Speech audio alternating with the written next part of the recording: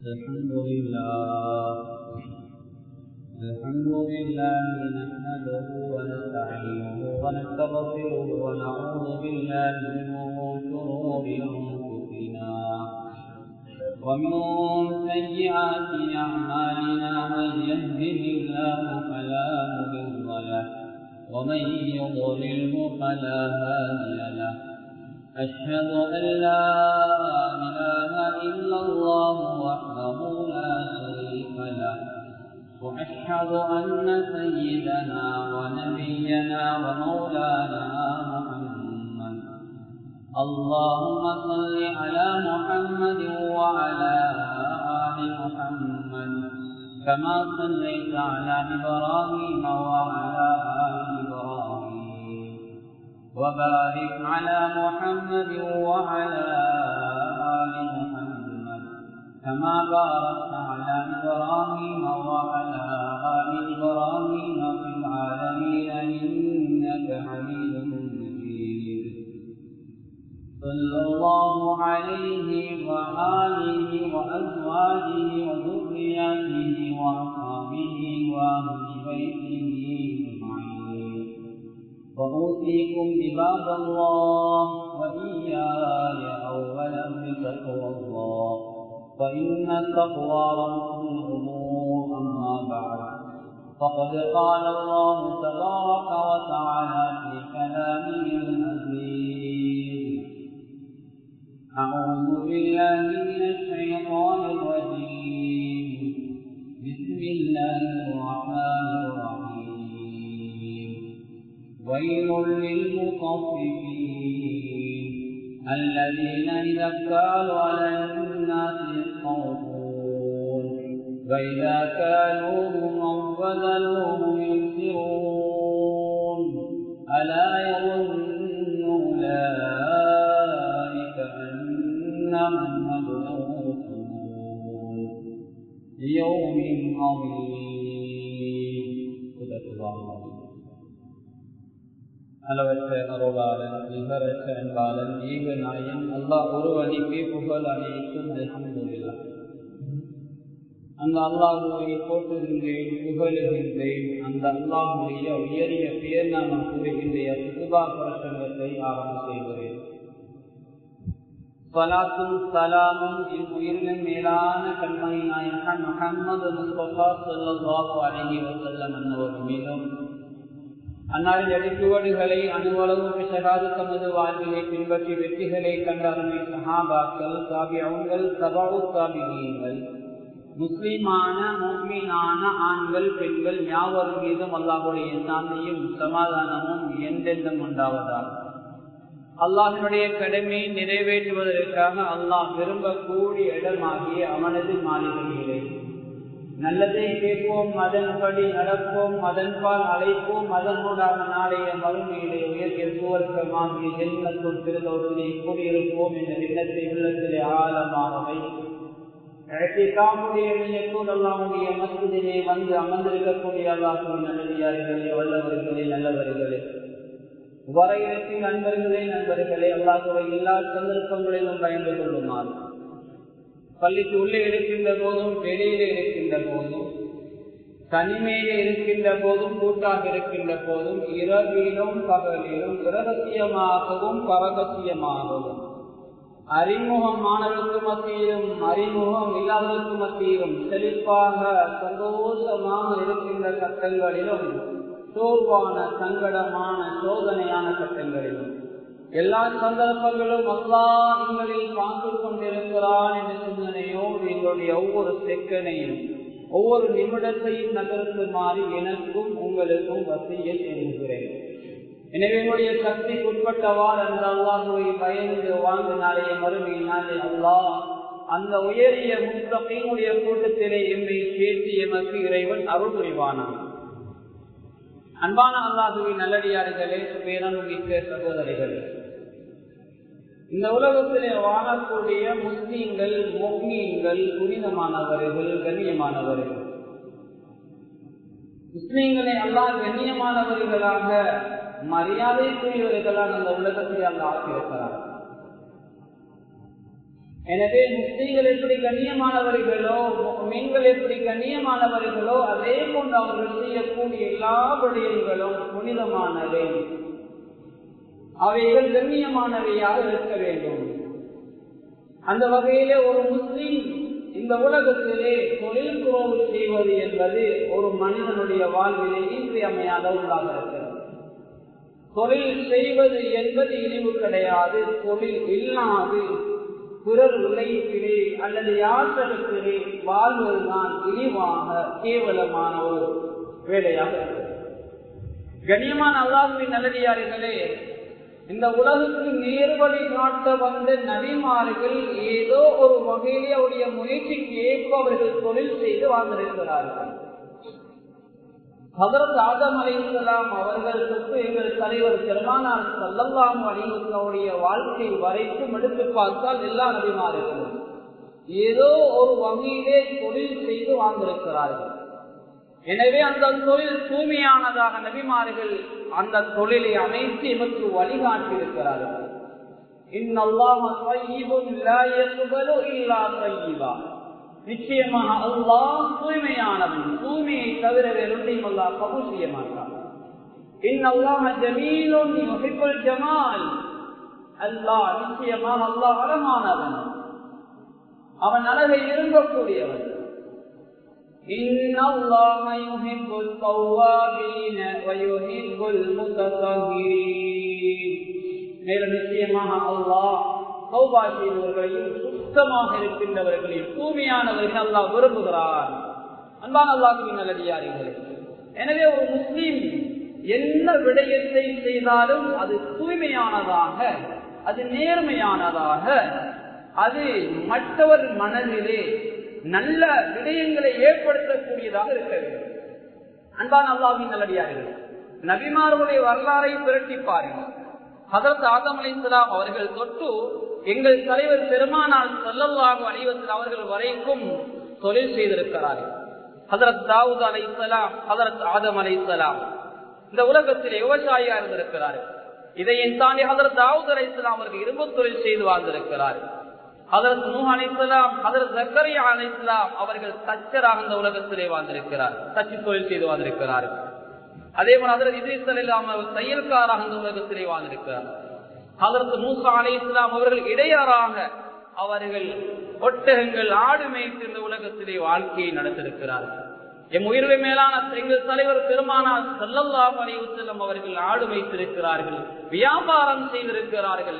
சிறு பிராயத்திலே தன்னுடைய குடும்பங்களுக்கு வியாபார துறையிலே வழிகாட்டியாக உதவியாக இருந்திருக்கிறார்கள். கண்ணியமான அல்லாஹ்வின் நல்லடியார்களே, ஹஜ்ரத் ஹாரூன் அலைஹிஸ்ஸலாம், ஹஜ்ரத் சாலிஹ் அலைஹிஸ்ஸலாம் இவர்கள் எல்லாம் மிகப்பெரிய ஒரு வியாபாரியாக இந்த உலகத்தில் திகழ்ந்திருக்கிறார். அது மாத்திரமல்ல, ஹஜ்ரத் ஸல்லல்லாஹு அலைஹி வஸல்லம் அவர்கள் உட்பட லுக்மான் அலைஹிஸ்ஸலாம், மூசா அலைஹிஸ்ஸலாம், ஹஜ்ரத் ஷுஐப் அலைஹிஸ்ஸலாம், ஹஜ்ரத் யாக்கூப் அலைஹிஸ்ஸலாம், இன்னும் பல நபிமார்கள் அதாவது ஆடு மேய்த்து இந்த உலகத்தில் வாழ்ந்திருக்கிறார்.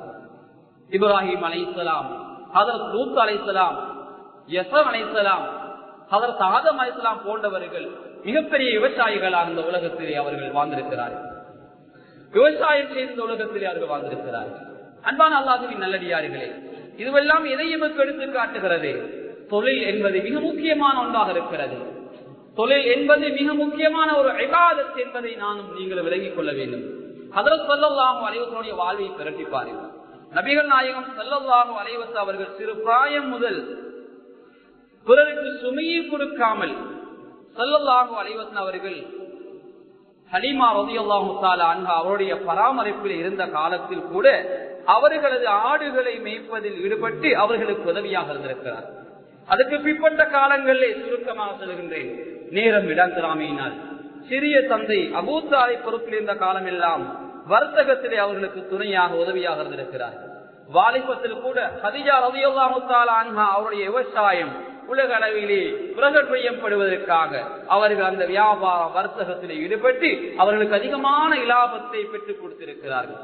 இதற்கு சான்றாக அவருடைய அடிமை மைசரா என்று சொல்லக்கூடிய அந்த தாய் மூலமாக அந்த வரலாறை நமக்கு தெரிந்து கொள்ளலாம். அன்பான அல்லாஹ்வின் நல்லடியார்களே, அது மாத்திரமல்ல, ஹஜ்ரத் ஸல்லல்லாஹு அலைஹி வஸல்லம் வியாபாரத்திலே சிரியா சென்று வந்த வியாபாரம் மிக முக்கியமாக வரலாறுல பேசப்படுகிறது. அன்பான அல்லாஹுவின் நல்லடியார்களே, இப்படி எல்லா நபிமார்களும் ஏதோ ஒரு வகையிலே தொழில் செய்து இந்த உலகத்திலே வாழ்ந்திருக்கிறார்கள். அந்த தொழில் நேர்மையானதாக இருக்க வேண்டும், அந்த தொழில் உண்மையானதாக இருக்க வேண்டும், அந்த தொழில் விசுவாசமானதாக இருக்க வேண்டும், அந்த தொழில் தூய்மையானதாக இருக்க வேண்டும். அந்த தொழில் என்பது அது என்னையும் என்னுடைய குடும்பத்தையும் எங்களையும் எங்களுடைய குடும்பத்தையும் வாழ வைப்பதற்கு மாத்திரமல்ல, அது பிறருக்கு முன்மாதிரியாக இருக்க வேண்டும். எமக்கு முன்மாதிரி ஹஜ்ரத் ஸல்லல்லாஹு அலைஹி வஸல்லம் அவர்கள்.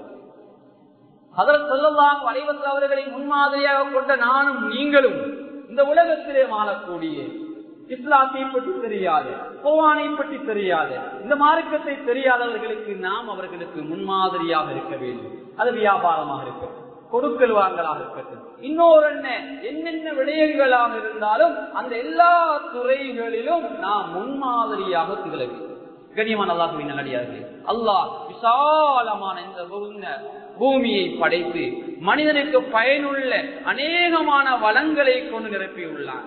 சில பொருட்கள் இனாமாக கிடைக்கின்ற அதே நேரம் இன்னும் சில பொருள்களை, இன்னும் சில பொருளாதாரங்களை மக்கள் உற்பத்தி செய்து மக்களுடைய முயற்சியினால் அவைகளை அவர்கள் பெற்றுக் கொள்கிறார்கள்.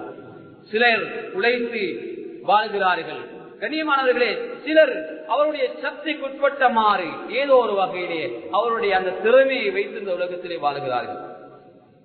அதனால் தான் ஸல்லல்லாஹு அலைஹி வஸல்லம் அவர்கள் உழைத்து வாழக்கூடிய சிறப்புகளை ஏராளமாக சொல்லித் தந்தார்கள். கண்ணியமான அல்லாஹ்வின் நல்லடியார்களே, இந்த உலகத்திலே நாங்கள் பார்க்கிறோம், சிலர் குறைவான நேரம் தொழில் செய்வார்கள், அதிகமாக அல்லாஹ் அவர்களுக்கு பரக்கத்தை கொடுப்பார்கள். சிலர் அதிகமாக காலம் எடுக்கிறார்கள், ஆனால் வருகின்ற ப்ராஃபிட்டோ ஆதாயமோ குறைவாக இருக்கும். கண்ணியமான அல்லாஹ்வின் நல்லடியார்களே, அதிகமாக நேரத்தை செலவழித்து குறைவாக தேடக்கூடியவர் எண்ணக்கூடாது அல்லாஹ் இதற்கு அருள் செய்யவில்லை என்று. கண்ணியமான அவர்களுக்கு செய்திருக்கின்ற அருள் அல்லாஹ் நிச்சயமாக அவருடைய முயற்சிக்கு ஏற்றவாறு அல்லாஹ் கொடுக்கிறார்.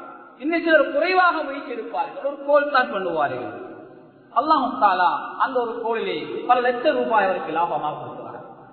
கண்ணியமான அல்லாஹ்வின் நல்லடியார்களே, எனவே அவருடைய சக்திக்கு உட்பட்டவாறு அல்லாஹ் வருவாயை கொடுக்கிறார். ஆனால் இதற்கு அப்பால் அது ஹலாலான முறையில் இருக்க வேண்டும். இதற்கு அப்பால் சிலர் குறுக்கு வழியிலே முன்னேறுவார்கள், திடீரென்று செல்வந்தராக மாறுவார்கள். திடீரென்று அதாவது வீடு அண்ணாந்து, அதாவது நான் எட்டி பார்க்கின்ற அளவுக்கு விசாலமாக இருக்கும். ஓடுவதற்கு வாகனம் இல்லாமல் இருந்தவர் புது வாகனத்தை இறக்குமதி செய்கிறார். கண்ணியமானவர்களே, ஹலாலான முறையில் இருந்தால் பரவாயில் அனுபவிக்கலாம். வீண்முறையும் இல்லாமல் பெருமை இல்லாமல் அல்லாஹ் அந்த சொத்தை அனுபவிக்கலாம். ஆனால் கண்ணியமானவர்களே, ஹராமான வழியிலே பொருளீட்டக்கூடாது, ஹராமான தொழிலை செய்யக்கூடாது, அது பிள்ளை கூட்டிக்கு கொடுக்கக்கூடாது, இந்த குடும்பத்துக்கு கொடுக்கக்கூடாது. அப்படியான அந்த உடம்புகள் நரகத்துக்குரிய உடம்புகளாக மாறிவிடும். அதனால் கண்ணியமான அல்லாஹ்வின் நல்லடியார்களே, எங்களுடைய முயற்சிக்கு ஏற்றவாறு நாம் தொழில் செய்து கொள்ளலாம். ஹஜ்ரத் உமர் ரலியல்லாஹு தஆலா அன்ஹு அவர்கள் சொன்னார்கள், சில நேரங்களில் சந்தைக்கு செல்லும் போது தன் சாட்டையால் சில வியாபாரிகளை அவர்கள் அடிப்பார்கள். வியாபாரத்தை பற்றி படித்து விட்டு பஜாருக்கு வருமாறு சொல்லுவார்கள். ஏன்? அந்த வியாபாரத்திலே ஹராம் கலந்து விட்டால் கண்ணியமானவர்களே, இந்த உலக வாழ்வு ஒரு டெஸ்ட். இந்த உலகத்திலே உள்ள நிம்மதி நிரந்தரமானதல்ல, இங்கே உள்ள சந்தோஷங்கள் நிரந்தரமானவை அல்ல, தற்காலிகமானவை. இங்குள்ள வாலிபம் தற்காலிகமானவை, அவத்துக்கு பின்னால் ஒரு வாழ்க்கை இருக்கிறது, அது நிரந்தரமான வாழ்க்கை. அங்கு உள்ள தோல்வி அது பயங்கரமானது, அங்குள்ள வெற்றி அதுதான் உண்மையான வெற்றி, அங்குள்ள நிம்மதி அதுதான் உண்மையான நிம்மதி. எனவே கண்ணியமானவர்களே, அதனால் தான் ஹஜ்ரத் உமர் ரலியல்லாஹு தஆலா அன்ஹு அவர்கள் பஜாருக்கு செல்கின்ற போது அந்த வியாபாரிகளுக்கு வழிகாட்டுவார்கள். வியாபாரத்தை படித்து விட்டு வந்து அந்த வியாபாரங்களில் ஈடுபடுமாறு அவர்கள் கட்டிடுவார்கள். அதே போன்று கண்ணியமான அல்லாஹ்வின் நல்லடியார்களே, இப்படி பல நபிமார்களுடைய வரலாறுகளை, பல சஹாபாக்களுடைய வரலாறுகளை எடுத்துச் சொல்லலாம். எனவே அன்பான அல்லாஹ்வின் நல்லடியார்களே, இந்த உலகத்திலே ஒரு மனிதன் ஹலாலான முறையிலே பொருளாதாரத்தை திரட்ட வேண்டும். ஹராமான உணவால் எமது உடம்புகள் வளர்க்கப்படக்கூடாது. ஹராமான உணவு கலந்து விட்டால் அது பயங்கரமானது. ஹஜ்ரத் ஸல்லல்லாஹு அலைஹி வஸல்லம் அவர்கள் ஹதீஸ்களூடாக சொல்லி தந்த விடயங்களை பாருங்கள். கண்ணியமான அல்லாஹ்வின் நல்லடியார்களே, ஒரு மனிதனுக்கு அல்லாஹ் நிறைய செல்வங்களை கொடுத்திருக்கிறார். அந்த செல்வங்களை அந்த மனிதன் அனுபவிக்கிறான் என்றால் அது தப்பு கிடையாது. நான் ஆரம்பத்திலே சொன்னதை போல மீன்முறையும் இல்லாமல், ஆடம்பரம் பெருமை இல்லாமல் அதை அவன் அனுபவிக்கலாம். அதுவல்லாமல் பெருமையாக மற்றவருடைய மனதை நோவடிக்கின்ற வகையிலே அந்த பொருளாதாரத்தை அவர் பயன்படுத்துவார் என்றால் அந்த பொருளாதாரம் அல்லாஹ்வுடைய கோபத்துக்குரிய பொருளாதாரமாக மாறிவிடும். அன்பானவர்களே, ஸல்லல்லாஹு அலைஹி வஸல்லம் அவர்கள் சொல்லி தந்த பல ஹதீஸ்களூடாக வரக்கூடிய பாடம் என்னவென்றால், ஒரு மனிதன் ஹராமான உழைப்பு மூலமாக பொருள் தேடி அந்த மனிதன் இந்த உலகத்திலே செய்கின்ற நல்லமல் அவனுடைய திறந்து அல்லாஹ் ஏற்றுக்கொள்ள மாட்டான். இந்த உலகத்திலே அமல் செய்வதற்காக மறுமையிலே உள்ள நிம்மதிக்காக அந்த அமல்கள் ஏற்கப்படாமல் இருப்பதற்கு பிரதான காரணம் நாங்கள் ஹராமான முறையிலே பொருள் ஈட்டுதல். கண்ணியமான அல்லாஹ்வின் நல்லடியார்களே, அவ்வாறு அந்த அமல் செய்தாலும் அந்த அமலிலே உண்மையான ரூஹானியத், உண்மையான வெளிப்பாடு, உண்மையான மாற்றம் அந்த இபாதத்தில் இருக்காது. வெறும் சடங்காகத்தான் அந்த இபாதத், அந்த வணக்கம் இருக்கும். வெறுமனை மற்றவர் சொல்வதை போல சொல்லுவார். பாவம் செய்வார், பாவத்தை தடுக்காத தொழுகையாக இருக்கும். பொய் சொல்லுவார், பொய்யை தடுக்காத தொழிலாக, அதாவது தொழிலாக இருக்கும். அது தொழுகையாக இருக்கும், வணக்கமாக இருக்கும். கண்ணியமானவர்களே, குடும்பத்தை நடத்துவார், ஏதோ ஒரு வகையிலே தூய்மையான குடும்பம் இல்லாம அந்த அவருடைய தொழுகை களையும். ஆனால் உண்மையான ஒரு தொழுகையாளி, உண்மையான ஒரு வணக்கசாலி தொழுகின்ற நேரமெல்லாம் தன்னுடைய குடும்பத்துக்கும் துவா செய்வார், தன்னுடைய பிள்ளைகளுக்கும் துவா செய்வார். பள்ளிக்குள்ளே வந்தால் இந்த உலகத்தை மறந்து மறுமைக்காக தன்னை தயார் பண்ணி தன்னை அல்லாஹ்வுக்கு முன்னால் ஒப்படைத்து விடுவார், கண்ணீர் விட்டு அழுதுவார்.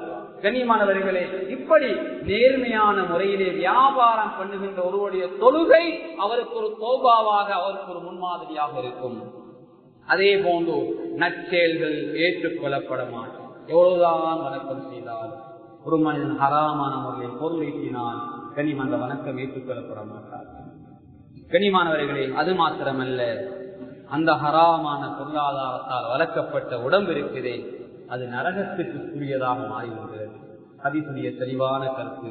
அது மாத்திரமல்ல, ஹராமான அந்த பொருளாதாரத்தை குழந்தைகளுக்கு கொடுத்தால் அந்த குழந்தைகளுடைய வெளிப்பாடும் ஹராமானதாக, கெட்டதாக இருக்கும்.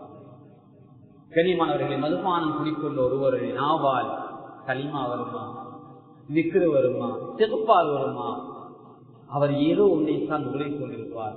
அறியாத பிள்ளைகள் முதலாவது வார்த்தையாக தன்னுடைய தந்தையுடைய அருவருப்பான வார்த்தையை காதலை கேட்டு பழகுகிறார்கள். பிள்ளைகளுக்கு முன்மாதிரி அளிக்க வேண்டிய தாயும் தகப்பனும் பிள்ளைகளுக்கு துரதிஷ்டவசமான அருவருப்பானவைகளை கற்றுக் கொடுக்கிறார்கள்.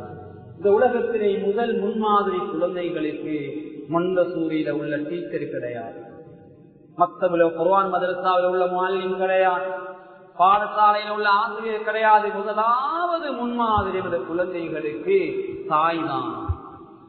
முதலாவது முன்மாதிரி தாய். ஒரு குழந்தை பேசுவது முதலாவது தாயுடைய பேச்சை தான்.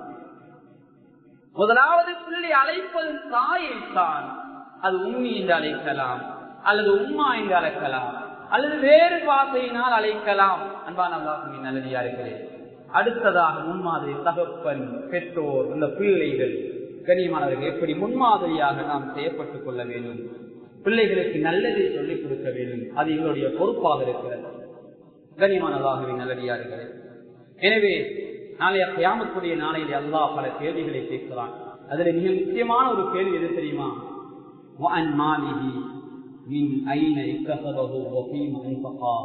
பொருளாதாரம் எப்படி வந்தது, எப்படி செலவழிக்கப்பட்டது?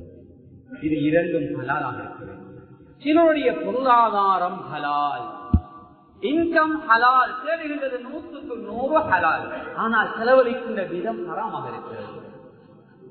பாவம் செய்வதற்காக செலவழிக்கிறார், சூதுக்காக செலவழிக்கிறார், மதுவுக்காக செலவழிக்கிறார், மியூசிக்காக செலவழிக்கிறார். இதுவும் கூடாது. இன்னும் ஒரு முழுக்க முழுக்க ஹராமான முறையிலே பெறுகிறார். ஏதோ ஒரு வகையிலே வருவாய் வருகிறது, ஹராமான வருவாய், ஆனால் செலவழிப்பதெல்லாம் குழந்தைகளுக்கு, பிள்ளைகளுக்கு. கண்ணியமானவர்களே, இதுவும் கூடாது. இது இரண்டும் பிழையான ஒன்றாக இருக்கிறது. எனவே கண்ணியமானவர்களே, ஹலாலான உழைப்பு, ஹலாலான நல்ல விடயங்களுக்காக, இஸ்லாம் அனுமதித்த விடயங்களுக்காகத்தான் அவைகள் செலவிடப்பட வேண்டும். கண்ணியமான அல்லாஹ்வின் நல்லடியார்களே, எனவே அந்த விடயத்தை நான் பேணிக்கொள்ள வேண்டும். சஹாபாக்களை வரலாறை பேசுவார்.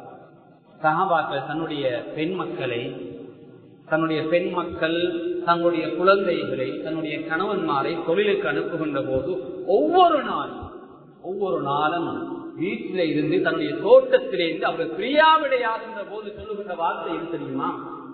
இன்னனா நஸ்பிரு அலல் ஜூ வ இன்னனா லா நஸ்பிரு அலன் நார்.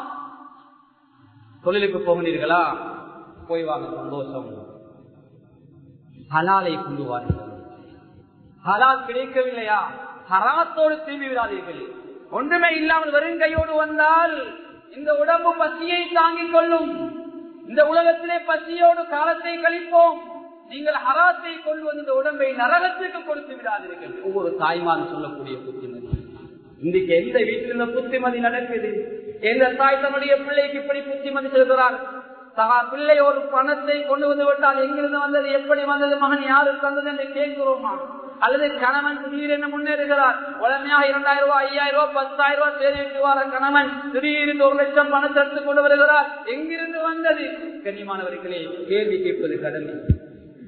ஆசிரியர்கள் மாணவர்களை விசாரிக்காவிட்டால், மாணவர்களை பற்றி ஆசிரியர்கள் விசாரிக்காவிட்டால், நிர்வாகிகள் ஜமாத்தாரை விசாரிக்காவிட்டாலும், பெற்றோர்கள் பிள்ளைகளை விசாரிக்காவிட்டாலும் படைத்த ரப்பு எம்மை விசாரிப்பான். நாம் ஈண்டெடுத்த குழந்தைகளை தட்டி நாம் கேட்கவில்லை என்றால், நாம் விசாரிக்கவில்லை என்றால், மறுமை நாளை அல்லாஹ் அந்த பெற்றோர்களையும் பிள்ளைகளையும் மறுமையை நிச்சயமாக அல்லாஹ் விசாரிப்பான். அல்லாஹ்வுடைய விசாரணை போல விசாரணையை போல இருக்காது, அது கடினமாக இருக்கு. கண்ணியமான அல்லாஹ்வின் நல்லடியார்களே, எனவே இந்த உலகத்திலே வாழுகின்ற போது நாங்கள் நீதி நியாயமான முறையில் நல்ல முறையில் ஹலாலான முறை உருவாக கொள்ள வேண்டும். ஹதரத் ஸல்லல்லாஹு அலைஹி வஸல்லம் அவர்கள் சொல்லுகின்ற ஒரு செய்தியை பாருங்கள். மக்களுக்கு ஒரு காலம் வரும், அந்த காலத்திலே மனிதன் தேடுகின்ற வருவாய் ஹலாலா ஹராமா பார்க்க மாட்டார். எப்படியாவது பணம் வந்தால் சரி, எப்படியாவது வாகனம் எடுத்தால் சரி, ஒருத்தர் 100 சாயம் சாப்பாடு கொடுத்தானா, நான் எப்படியாவது 200 சாயம் கொடுத்தால் சரி. கண்ணியமானவர்கள், இப்படி இஸ்லாம் வழிகாட்டவில்லை. சில இடங்களில் நாங்கள் பார்க்கிறோம், இஸ்லாம் சொல்லுகின்ற முறை பிரகாரம் என்னுடைய வாழ்க்கை செல்வது கிடையாது. சில இடங்களிலே அதாவது முன்னால் வாழ்ந்தவர் அல்லது இந்த உலகத்தில் இருக்கின்றவர் எப்படி போகிறார்கள் அதே போலதான். ஒரு வாகனம் எடுத்தால் நான் ஒரு வாகனம் எடுக்கிறேன், ஒரு 100 சாயம் 200 சாயம் சாப்பாடு கொடுத்தால் நான் அதை விட கூட கொடுக்க வேண்டும். இப்படித்தான் சிலருடைய வாழ்க்கை சென்று கொண்டிருப்பதை பார்க்கிறோம். எனவே கண்ணியமான அல்லாஹ்வின் நல்லடியார்களே, இவைகளை நாங்கள் தெரிந்து கொள்ள வேண்டும். அதே போன்று வியாபாரத்தில் நடக்கின்ற ஏராளமான மோசடிகள், சிலர் கடன் வைப்பார்கள், அந்த கடனை கொடுக்க மாட்டார்கள். பயங்கரமான பாவம்.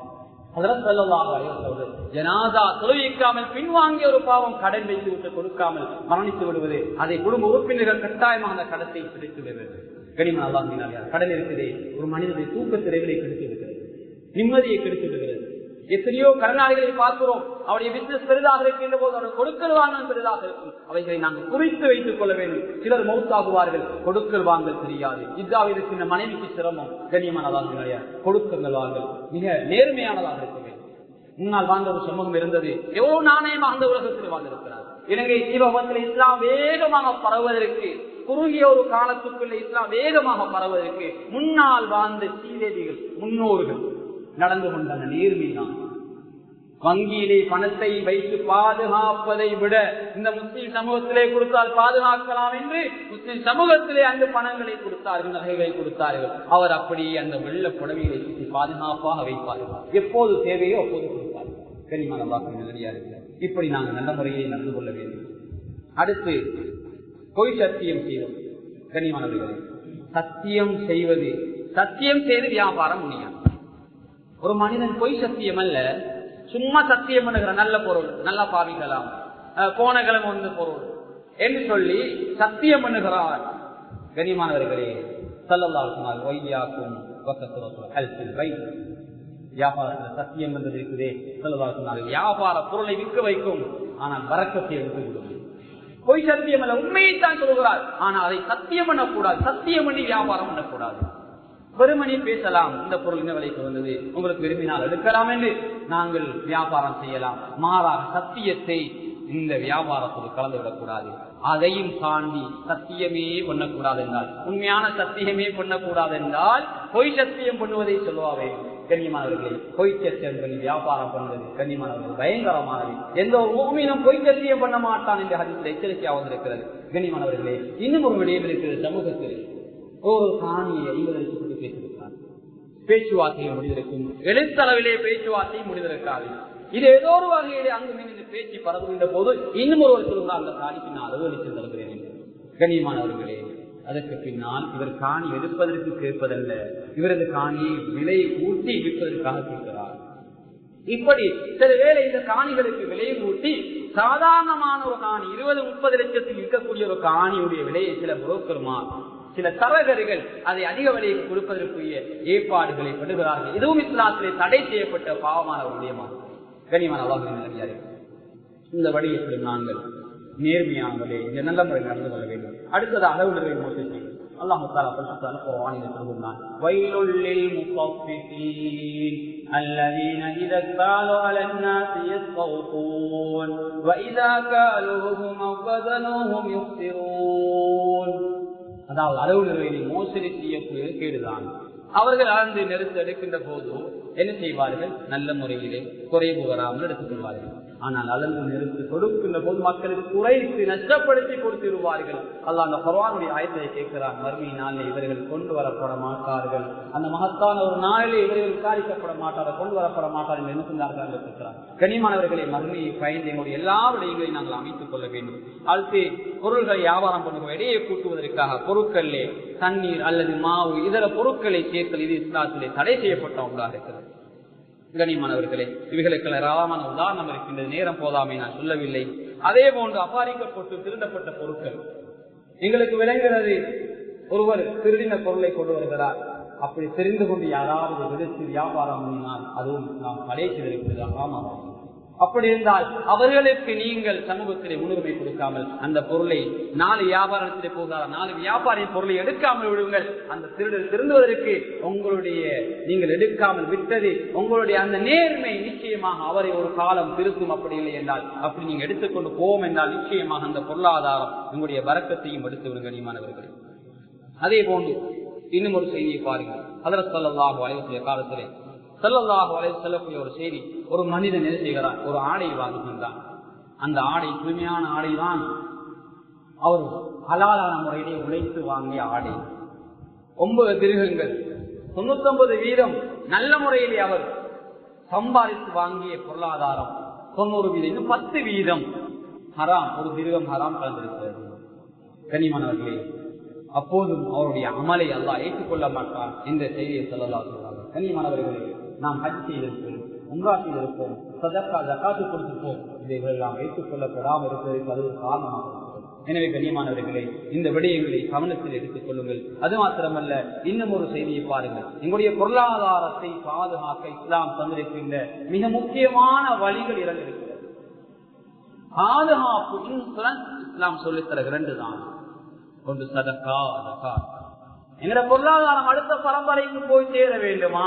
எங்கட பொருளாதாரத்துல பரக்கத்து வேண்டுமா? எங்கட பொருளாதாரம் நிலைத்திருக்க வேண்டுமா? எங்கட பொருளாதாரத்துக்கு எல்லாம் மக்களுடைய துவா வேண்டுமா? எங்களுடைய பொருளாதாரம் எப்போதும் அல்லாஹ்வுடைய அந்த சந்தோஷத்துக்குரிய பொருளாதாரமாக வேண்டுமா? நாளைய மறுமையினாலே சுவர்க்கத்திலே சேர்க்கின்ற பொருளாதாரமாக வேண்டுமா? அந்த பொருளாதாரத்திலே சதக்கா கொடுக்கப்பட வேண்டும். அதையும் தாண்டி நிசாபுடைய ஜகாத்து கிடைக்கக்கூடிய அளவு தாண்டி இருந்தால் அதற்கு வருடம் அல்லது இந்த ஹசாதி அறுவடை செய்கின்ற போது அதற்கு ஜக்காத்தை கொடுத்துக் கொள்ள வேண்டும். எந்த பொருளாதாரத்தில் ஜக்காத்து கொடுப்படவில்லையோ அந்த பொருளாதாரம் மறுமையினாலே விஷமுள்ள பாம்பாக மாற்றப்படும். ஆனா கன்சுக்கு அனமாலுக்கு நான் தான் உன்னுடைய பொக்கிஷம், நான் தான் உன்னுடைய செல்வம் என்று அந்த மனிதனுக்கு தண்டனையை கொடுக்கும். அல்லாஹ் பாதுகாக்க வேண்டும். கனிவான் அல்லாஹுவின் நல்லடியார்களே, எனவே அல்லாஹ் தந்திருக்கின்ற பொருளாதாரத்தை மற்றவர்களை வாழ வைக்க வேண்டும். ஹலாலான சம்பாத்தியத்தில் நாம் ஈடுபட்டுக் கொள்ள வேண்டும். எனவே இந்த உலகத்திலே வாழ்கின்ற போது எப்போதும் அல்லாஹ்வுக்கு பொருத்தமானவர்களாக ஹலாலான முறையிலே பொருளைக்கக்கூடியவர்களாக அல்லாஹ் நீ எங்களை கபூல் செய்து கொள்வாயாக. யா அல்லாஹ், பொய்யான வியாபாரம் செய்வதிலிருந்து மோசடியான வியாபாரம் செய்வதிலிருந்து எங்களை பாதுகாத்திடுவாயாக. அப்படியான பொருளாதாரம் எங்களது பொருளாதாரத்தோடு எங்களது உறவுகளோடு கலந்து விடாமல் பாதுகாத்திடுவாயாக.